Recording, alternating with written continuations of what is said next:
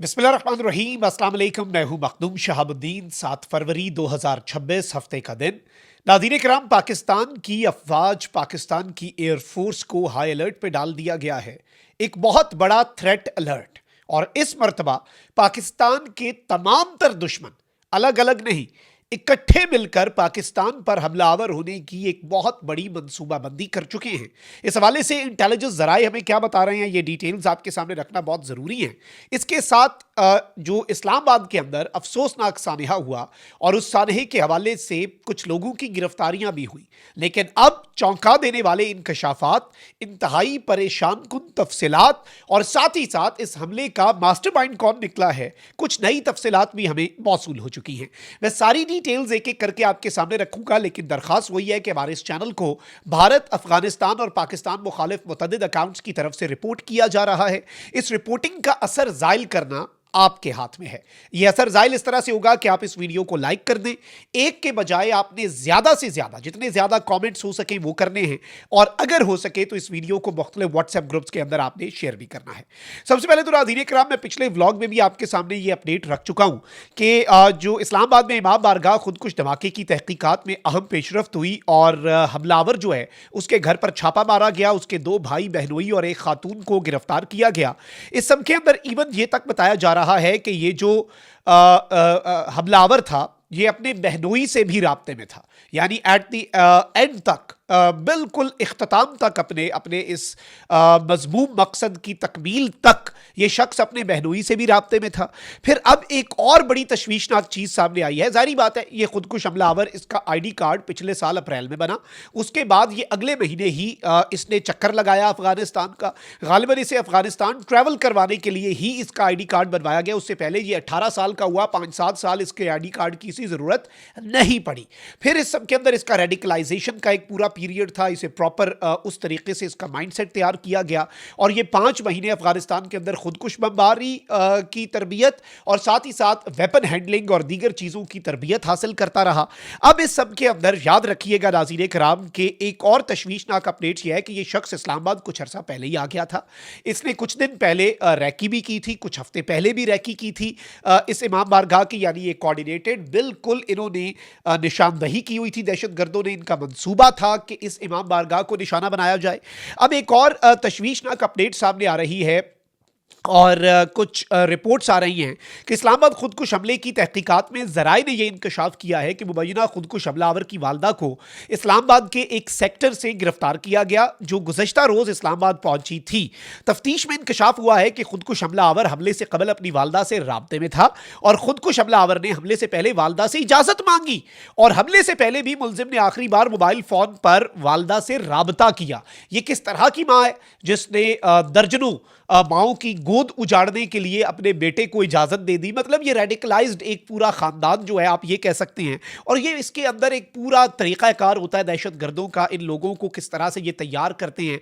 फिर इसमें इवन वर्गलाया जाता है, इसमें इवन फाइनेंशियल बेनिफिट्स जो है वो पीछे फैमिली को कहा जाता है कि भाई आपकी जिंदगी सेट है, पीछे भाई इसके भाई, इसकी बहन, बहनोई, माँ, वो तो भाई उनके लिए पता नहीं क्या हो जाएगा, बस एक बंदा कुर्बानी दे और जाए और पिछलों का ख्याल जो है वो ये दहशत गर्द रख लेंगे। ऐसा होता नहीं है। अब ये सब निर्गे में आ चुके हैं और अब सबसे बड़ी बात यह है कि मास्टरमाइंड जो कि अफगानी था, असल तो मास्टरमाइंड होता है ना, ये तो एग्जीक्यूशनर था, इसने तो एग्जीक्यूट किया। ट्रेनिंग इसकी भी अफगानिस्तान से हुई, सारा इसे रेडिकलाइज अफगानिस्तान में किया गया, बट मास्टरमाइंड जो है अफगानी निकला है। और उस मास्टरमाइंड को फाइनली, मैं आपको ये खबर दे रहा हूं जराए से, सिक्योरिटी जराए से हमने ये कंफर्म किया है कि मास्टरमाइंड को गिरफ्तार कर लिया गया है। सिक्योरिटी जराए के मुताबिक गुज़श्ता रोज इस्लामाबाद के मज़ाफ़ाती इलाके तरलाई कला में होने वाले खुदकुश धमाके की तहकीकात में अहम तरीन पेशरफ्त हुई है, जहां इंटेलिजेंस और कानून नाफिज करने वाले इदारों ने पेशावर और नौशहरा में छापे मारकर मुख्तलिफ गिरफ्तारियां की। ये बताया गया है कि इस वक्त नाज़रीन किराम ये जो ऑपरेशंस हैं ये टेक्निकल और ह्यूमन इंटेलिजेंस की बुनियाद पर किए गए और इन ऑपरेशंस में खुदकुश हमलावर के 4 सहूलतकारों को गिरफ्तार किया गया फैमिली के अलावा। इसके साथ ही साथ इस्लामाबाद खुदकुश हमले का जो मास्टरमाइंड है, सहूलतकार और मास्टरमाइंड में फर्क होता है, ठीक है। मास्टरमाइंड तो मेन है, सहूलतकार तो उसके मुआविन हो गए। मास्टरमाइंड जो है नाज़रीन कराम अफगान शहरी था, इसका ताल्लुक कलदम तंजीम जो है फितना अल खवारिज का ही, ये चाहे दाइश है या टीटीपी है, आईएमपी है, गुल बहादुर ग्रुप है, जो भी इनके नाम हो, ये खारजी हैं।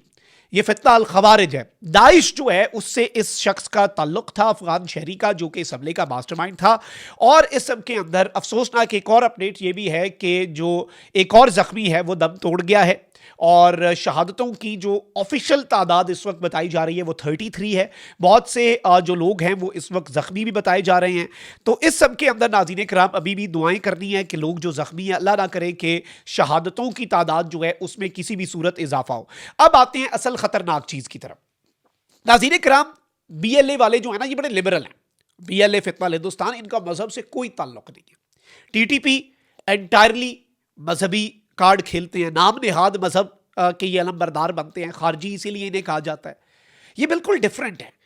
मतलब इनकी अगर आप आइडियोलॉजीज को स्टडी करें तो ये जब इकट्ठे बैठे तो ये एक दूसरे को मार दें। अगर ये अपनी आइडियोलॉजी जो ये बताते हैं, अलबत्ता इनकी आइडियोलॉजी होती कोई नहीं है ना, ऊपर से ताने बाने इनके, देखें ये पपेट्स हैं और इनका पपेटियर जो है वो इंडिया है और अफगान सरजमीन का इस्तेमाल हो रहा है। इस वक्त अफगान सरजमीन पे 3 एलिमेंट्स इस्तेमाल हो रहे हैं भारत के हाथ। एक है TTP, एक है BLA और एक है अफगान तालिबान रिजीम। BLA ने जो बलूचिस्तान में किया, खारजियों ने ये TTP, दाइश, ISKP और IMP ने आप एक ही जगह पे रखे, इन्होंने कर दिया ये इस्लामाबाद वाला हमला।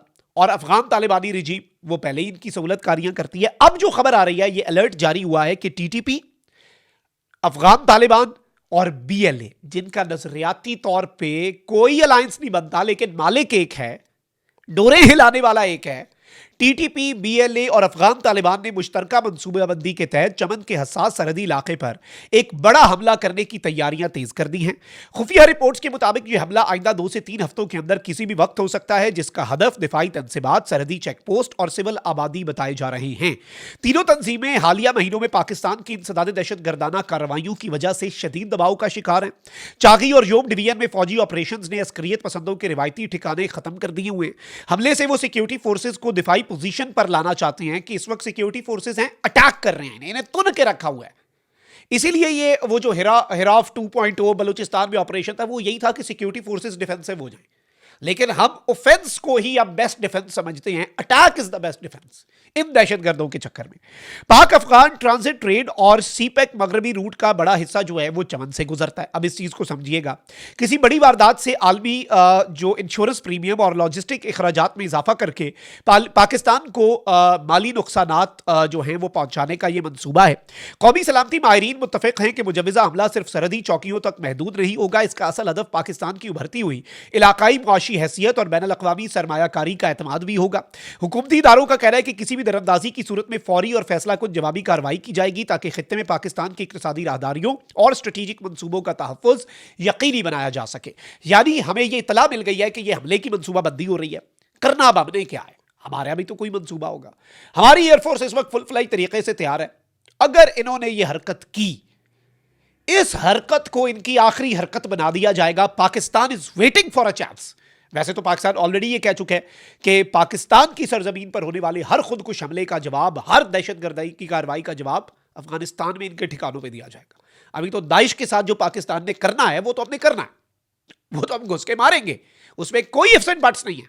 But our air force is on high alert. हमारी बॉर्डर की सर्वेलेंस हाई अलर्ट पे है।